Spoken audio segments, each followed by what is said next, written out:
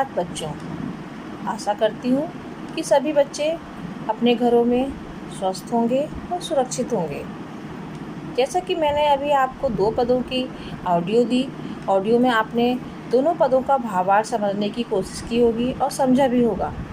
कुछ बच्चों ने मुझे रफ कॉपी में उसका भावार्थ भी लिख के भेजा है। मेरे बच्चे बहुत अच्छा काम करके भेज रहे हैं, लेकिन जो बच्चे काम नहीं भेज रहे हैं वो अपना काम तुरंत समय पर भेजने का कष्ट करें। तो आज हम बच्चों अपना दोनों पदों के बारे में आपने पढ़ा होगा। तो आज हम उपस्थित हैं तीसरा पद लेकर।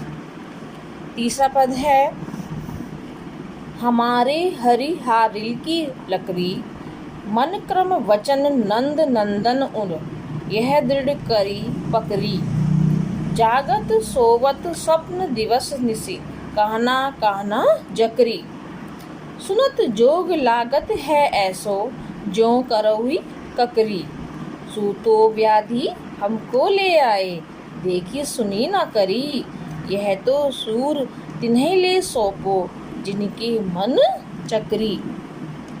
अर्थात हरि का अर्थ है श्री कृष्ण। हारिल एक ऐसा पक्षी है जो अपने पैरों में लकड़ी दबाए रहता है, जो किसी भी परिस्थिति में उस लकड़ी को नहीं छोड़ता है। लकड़ी यानी कि लकड़ी, क्रम कार्य, नंद नंदन यानी कि नंद का जो पुत्र है वो कौन है? श्री कृष्ण।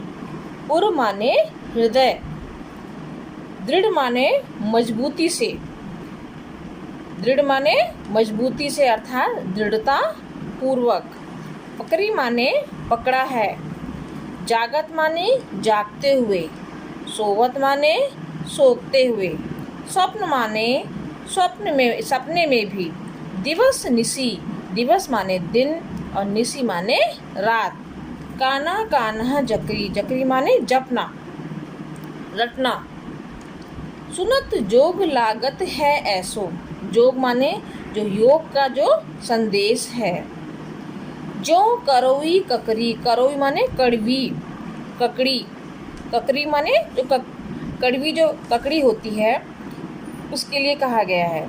सूतो व्याधि, व्याधि माने एक रोग, देख सुनी ना करी, जिसके बारे में हमने कभी देखा और सुना नहीं है। यह तो सूर तिन्हें ले सौंपो, तिन्हें माने उनको ही सौंपो, जिनके मन चक्री यानी कि जिनका मन स्थिर नहीं है था, जिनका मन क्या है? चंचल है। अब हम इसका भावार्थ प्रारंभ करते हैं। हमारी हरि हारिल की लकड़ी, गोपियाँ उद्धव से कहती हैं कि हमारे श्री कृष्ण तो हमारे लिए हारिल पक्षी की लकड़ी के समान हैं। हमने तो यानी कि जो हारिल जो पक्षी है, जिस प्रकार वे अपने पैरों में दबाई हुई लकड़ी को नहीं छोड़ता है, यानी किसी भी परिस्थिति में उसको नहीं छोड़ता है, उसी प्रकार मन कर्म वचन नंद नंदन उर, उसी प्रकार हमने भी मन वचन और कर्म से श्री कृष्ण को यह दृढ़ करी पकड़ी, दृढ़ता पूर्वक अपने हृदय में उन्हें बसाया हुआ है। जागत सोवत स्वप्न दिवस निसी, कान्हा कान्हा जकरी, हम तो जागते हुए सोते हुए स्वप्न में भी और दिन रात कान्हा कान्हा रटते रहते हैं। सुनत जोग लागत है ऐसो, जो करौई ककड़ी, यानी कि हमें तो योग का नाम सुनते ही ऐसा लगता है जैसे हमारे मुंह में कड़वी ककड़ी चली गई हो। यानी कि योग रूपी जिस बीमारी को तुम हमारे लिए लाए हो, उसे तो ना कभी हमने सुना है और ना ही कभी हमने इसको देखा है और ना ही कभी इसका व्यवहार करके देखा है। यह तो सूर तिन्हें ले सौंपो, जिनके मन चक्री। तो सूरदास जो हैं गोपियों के माध्यम से कहते हैं कि योग के संदेश को उन्हीं को जाकर सौंप दो जिनका मन चक्री के समान क्या है, चंचल है। अर्थात हमारा तो मन क्या है, स्थिर है। यह तो सदैव श्री कृष्ण के प्रेम में ही रमा रहता है। चौथा पद है, हरि है राजनीति पढ़ आए, समुझी बात कहकर मधुकर के समाचार सब पाए। एक अति चतुर हुते पहले ही अब गुरु ग्रंथ पढ़ाए, बड़ी बुद्धि जानी जो उनकी जोग संदेश पठाए।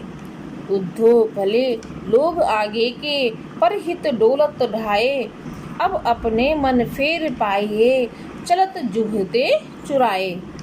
तू क्यों अनति करे आप जे और अनिति छुड़ाए, राज धर्म तो यह सूर जो प्रजा न जाही सताए।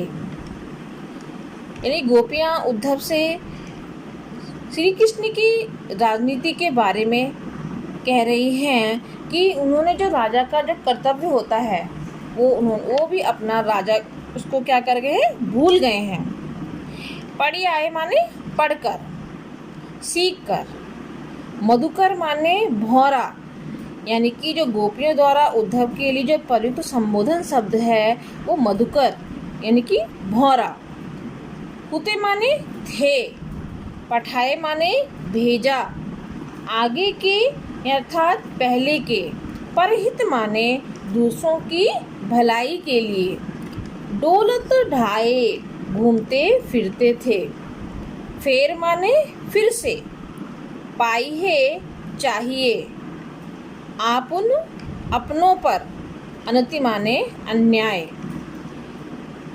गोपियां उद्धव से कहती हैं कि हम तुम्हारी बातें सुनकर ही श्री कृष्ण की बातों को समझ गए थे। यानी गोपियां व्यंग पूर्वक उद्धव से कहती हैं कि श्री कृष्ण पहले से ही क्या थे, बहुत चतुर चालाक थे, लेकिन अब मथुरा पहुंचकर शायद उन्होंने राजनीति शास्त्र भी क्या कर लिया है, पढ़ लिया है, जिससे वे और अधिक बुद्धिमान हो गए हैं।